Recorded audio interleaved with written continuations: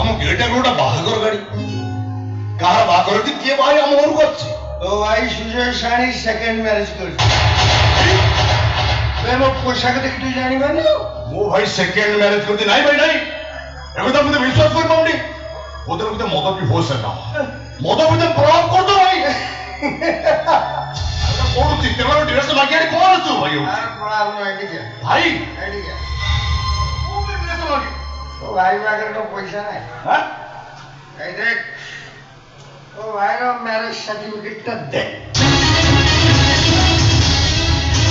भाई एको तो मुझे लाज लागुनी बागर बाबा को मान सम्मान को चिंता करो मान सम्मान এই মান সম্মান কো জবরদস্তি বলতো তাকরি কথারে মেদিরে বসি বর্ষা কো মোবাইল ওর তো পুরিটা মন আছে স্বাধীনতা আছে স্বাধীনতা দোহাই দেই তমমুকু বন্ধ করে পড়ুন ভাই তমমুকু প্রশ্নের উত্তর দেওয়া হবো বর্ষা ভাজ থাও থাও আউটে ঝিয়া সে ঘর রহিব কেমিতি সে কথাটা মতে ন পচারি আম ঘরে যে নিত্যাদর্শ শিক্ষক অଛନ୍ତି বিমুখের সাই ତାଙ୍କୁ ପଚାରି ବୁଝା ଯୋଉ ବର୍ଷାକୁ ବେଦିରେ ବସି ମୁଁ ବାହା ହେଇଛି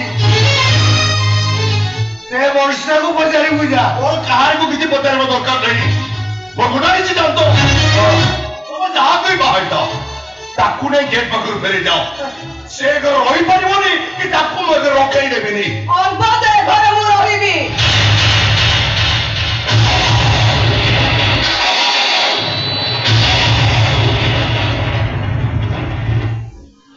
ମୋ ସ୍ୱାମୀଙ୍କ ପାଖରେ ରହିବି ମନୀଷା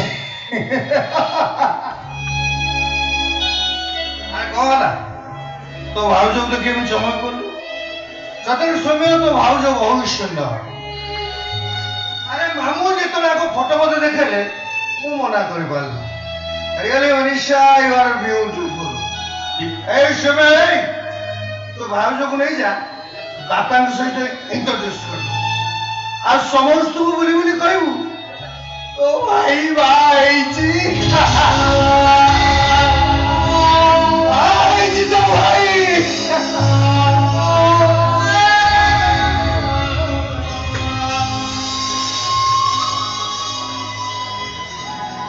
ସତରେ ମନୀଷା ତମ ଭାଇକୁ ବାହା ହେଇଯାଇଛ ମିଛରେ କ'ଣ କିଏ କାହାକୁ ବାହା ହୁଏ ମିଛରେ କ'ଣ କିଏ କାହା ପାଇଁ ଶଙ୍ଖା ସିନ୍ଦୁର ପିନ୍ଧେ ମୁଁ ତମ ସାମ୍ନାରେ ଛିଡ଼ା ହେଇଛି ମୋ ବେଶଭୂଷା ଦେଖି ଜାଣିପାରୁନ ଯେ ପୁଣି ପଚାରୁଛ କେମିତି କେମିତି ମନୀଷା କେମିତି ମୋତେ ଭୁଲି ଯାଇ ମୋ ଭାଇ କେମିତି ବାହା ହେଇପାରିଲ ସୌମ୍ୟ ବାହାଘର ସମୟରେ ଗୋଟେ ଝିଅ ତା ଭବିଷ୍ୟତ ଦେଖି ବିଚାର କରେ ତମକୁ ବାହାଘର ଭବିଷ୍ୟତ କ'ଣ ହେଇଥାନ୍ତା ନିଶା ଆଜି ପର୍ଯ୍ୟନ୍ତ ଚାକିରି ଖଣ୍ଡେ କରିପାରିଲନି ଅନ୍ତତଃ ତମ ଭାଇଙ୍କ ପାଖରେ ତ ସେତିକି ଅଛି ମୋତେ ଭଲ ପାଉଥିଲ କିନ୍ତୁ ମୋ ପାଇଁ ତମ ଜୀବନ ଦଉଥିଲ କେମିତି ଏଇଥିପାଇଁ ମନ ଦୁଃଖ କରୁଛ ତମରି କଥା ତମକୁ ମନେ ପକେଇ ଦଉଛି ନିଶା ମଣିଷ ଅନେକ ସମୟରେ ଖେଳେ ମନକୁ ନେଇ ପ୍ରଜାପତି ସହ ଖେଳେ ଆଉ ସେ ଖେଳିବାକୁ ନେଇ ପ୍ରଜାପତି ଯଦି ଭାବେ ମଣିଷ ତାକୁ ନେଇ ସୁନାର ପଞ୍ଜିରି ଭିତରେ ରଖିବ ସେଟା ପ୍ରଜାପତିର ବୋକାମି ନୁହେଁ ତ ଆଉ କଣ ଏ ମନୀଷା ଏଇ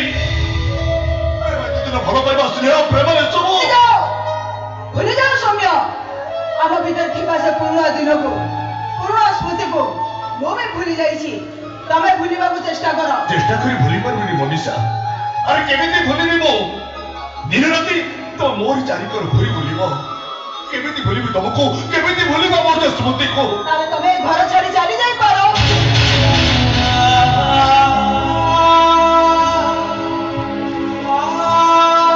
ଘର ଛାଡି ମୁଁ କେବେ ବି ଯାଇପାରିବିନି ଏଇଟା ମୋ ସ୍ୱାମୀଙ୍କ ଘର ସତରେ ମନୀଷା ତମେ ଏତେ ବଦଳି ଯାଇଛ ଯେ ଏକଥା ତମ ମୋର ଶୁଣିବାର ପରେ ବିଶ୍ୱାସ କରିପାରୁନି ମୋତେ ଧୋକା ଦେଲ ସେ ନିଜ ସ୍ୱାର୍ଥ ପାଇଁ ଆଉ ଗୋଟେ ଝିଅର ଜୀବନ ନଷ୍ଟ କରିଦେଲ କେମିତି ଆଉ ଗୋଟେ ଝିଅ ତମେ କୋଉ ଝିଅ କଥା କହୁଛ ମୋ ଭାଇଙ୍କ ପ୍ରଥମ ସ୍ତ୍ରୀ ବର୍ଷା ଭାଉଜ କଥା କହୁଛି ଭାବିଲନି କେମିତି ତାମାନେ ସୂର୍ଯ୍ୟ ଆଗରୁ ମ୍ୟାରେଜ କରିଥିଲେ କାହିଁ ସୂର୍ଯ୍ୟ ତ ଏକଥା ମତେ କହିନାହାନ୍ତି ନାଇଁ ବାପାରେ ଏସବୁ ଆପଣଙ୍କୁ ମୁଛ କହୁଛି ସୂର୍ଯ୍ୟ ବିବାହ କରିନାହାନ୍ତି ବାପାରେ ସୂର୍ଯ୍ୟ ବିବାହ କରିନାହାନ୍ତି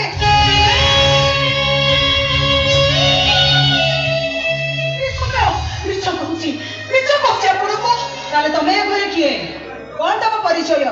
ମାନେ ମୁଁ ଏ ଘରର ହଁ ଦେଇଦିଅ ତମ ପରିଚୟଟା ଦେଇଦିଅ। ମୁଁ ଏ ଘରର ପୁରୁଣା ଚାକରାଣୀ ବାବୁଆଣୀ।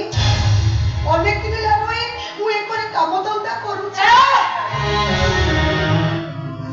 କହୁଛୁ ତୁ ଗୋଟେ ଅନ୍ଧୁଣିକୁ କିଏ କଣ କେବେ ଚାକରାଣୀ କରି ରଖେ? ତା ଦ୍ୱାରା କୋଉ କାମ ହେଇପାରିବ? ତା ଛଡା ତୁ କୋଉ କାମ କରିପାରିବୁ? ଆପଣ ବି ଠିକ କଥା କହିଲେ ବାବୁଆଣୀ। ଚାକରାଣୀ କାହିଁକି ସେଇ ଭଳିଆ ଆପଣ ଜାଣିଛନ୍ତି ବାବୁଆଣୀ, ଏତେ ବଡ ଦୁନିଆରେ ମୋର ନିଜର ବୋଲି କେହି ନାହାନ୍ତି। ବିଷୟରେ ରାସ୍ତାରେ ବୁଲୁଥିଲି। ବାପା ନାଇଁ ମାନେ ସୂର୍ଯ୍ୟ ବାବୁଙ୍କ ବାପା ଦରିଆ ଦେଖି ମତେ ଘରକୁ ନେଇ ଆସିବେ। ତାହେଲେ ଆପଣ ଭାବୁନାହାନ୍ତି ସୂର୍ଯ୍ୟ ବାବୁ ପାଠୁଆ ଚାକିରିଆ ଲୋକ, ସେ କଣ କେବେ ମତେ ବାହାରି ପାରିବେ? ଯଦି ତୋ କଥା ସତ, ତୁ ଅନାଥ ଏ ଦୁନିଆରେ ଅସହାୟ ଭାବେ ତୁ ବଜାରରେ ବୁଲୁଥିଲୁ। ବାପା ମାନେ ସୂର୍ଯ୍ୟଙ୍କ ବାପା ତତେ ଘରକୁ ନେଇ ଆସିଛନ୍ତି। ତାହେଲେ ଶଙ୍ଖା ସିନ୍ଦୁର ପିନ୍ଧିଛୁ କାହା ପାଇଁ? ଅଧିକ କାହିଁକି କହିଦଉନ, କହିଦିଅ। ହାରିଯିବ ତମେ, ହାରିଯିବ। ସମୟ ଆସିଛି ତମ ଅଧିକାର ତମେ ଜାହିର କର, ତାହେଲେ ଭାଇ ମରିଯାଅ, ତୁମ ତୋଟିଆ ମାରି ଘରୁ ବାହାର କରିଦେବେ। ବୁଝନା ଏ ସମୟଟା ଚାହିଁଲେ ତମକୁ କିଛି ସାହାଯ୍ୟ କରିପାରିବ। ଏ ସମୟଟା ଇଚ୍ଛା କଲେ ବି ତମକୁ ଏକ ରଖିପାରିବ। ତମ ଅଧିକାର ପାଇଁ ତମକୁ ଲଢିବାକୁ ପଡିବ। ତମ ଆସନ ତମକୁ ଅନ୍ୟ ପାଖରୁ ଛଡେଇ ଆଣିବାକୁ ପଡିବ। ଏ କାମ କଣ ତମେ ନିଶ୍ଚୟ କରିପାରିବେ ଭାବୁଛ? ତମ ପାଇଁ ଆଉ କେହି କରିପାରିବେନି, ଆଉ କେହି କରିପାରିବେନି।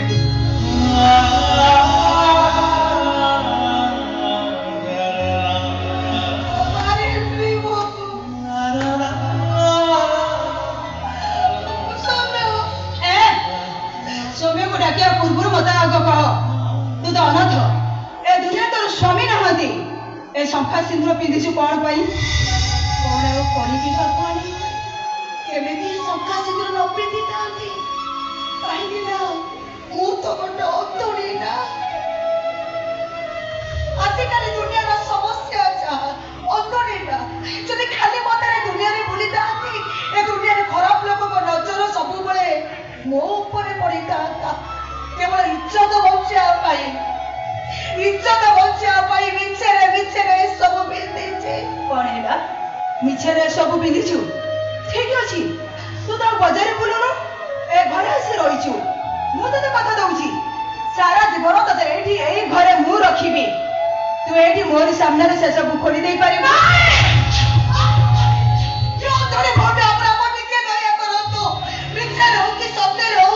ଥରେ ତ ଶଙ୍ଖା ସିନ୍ଦୁର ପିନ୍ଧିଛି ନା, ଆଉ ଓହ୍ଲେଇ ପାରିବିନି, କେବେ ବି ଓହ୍ଲେଇବିନି।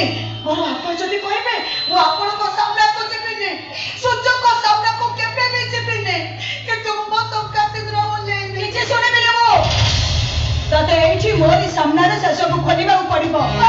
ତାହେଲେ ମୁଁ ବୁଝିବି ତୁ ଯାହା କହୁଛୁ ସେସବୁ ମିଛ। ସତ ତୁ ସୂର୍ଯ୍ୟଙ୍କ ସ୍ତ୍ରୀ।